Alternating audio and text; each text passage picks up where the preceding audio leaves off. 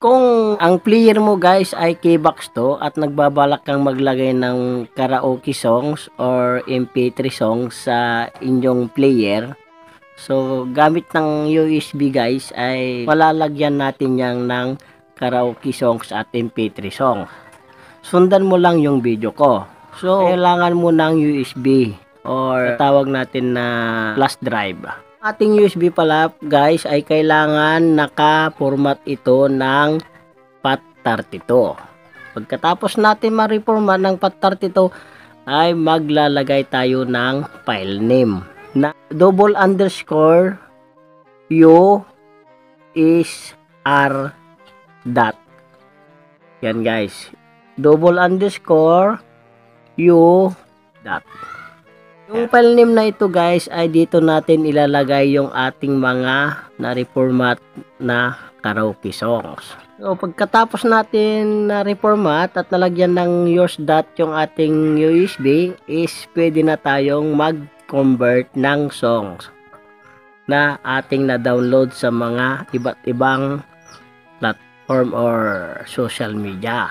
Mga nagtatanong pala guys kung paano ako nagko-convert ng mga NTV songs ay ilalagay ko na lang sa baba ng aking video kasi mayroon akong tutorial dyan kung paano ako nagko-convert ng mga NTV songs. Kung natapos na natin mag-convert guys ay maglalagay na tayo ng number sa mga MTV or MP3 na ating gustong ilagay sa ating player na K-Box 2. Ito lang guys yung ating gagawin.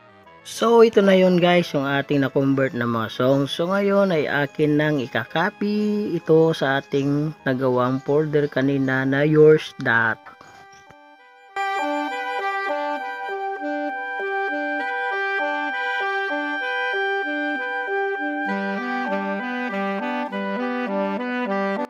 So ayan na guys yung mga MTV songs or MP3 songs na ating na-convert. Ngayon ay copy na natin. So ngayon mag-rename na ako 47001. Yan guys. Pangalawa guys 47002.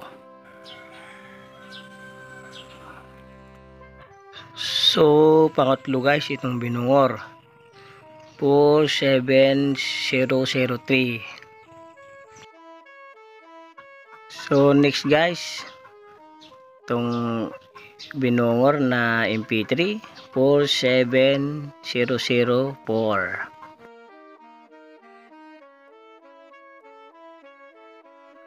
Itong bonus na to guys is MP3 47005. Yan. At ito naman Chacha MP3 ito guys 47006.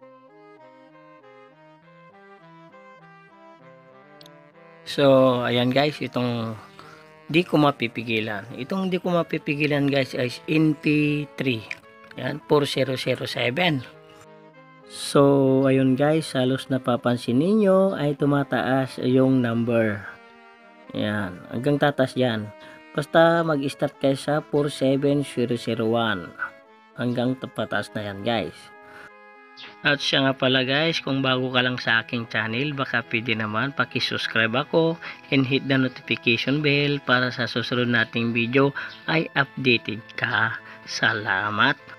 At siya nga pala guys, itong mga number na ito rin yung mga ipipindot ninyo sa player ninyo pag gusto nyong i-play.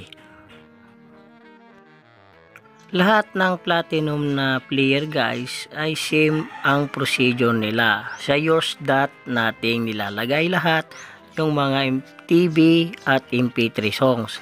Kaya lang ang pagkakaiba lang, yung mga units ay iba't iba ang classes. Ang paglalagay ng kanyang-kanyang number. Tulad nitong K-Box guys, ito yung mga number niya. Sa Rina Platinum, iba din.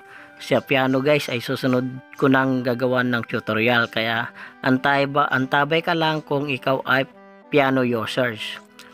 At yung mga iba, yung Kapiton 2 guys, na tapos ko na rin. Pakitignan na lang yung video ko dyan, yung Kapitan 2. Bali, nalagyan ko na ng tutorial. At kung may katanungan ka guys, mag-comment ka lang sa baba. Salamat sa panonood.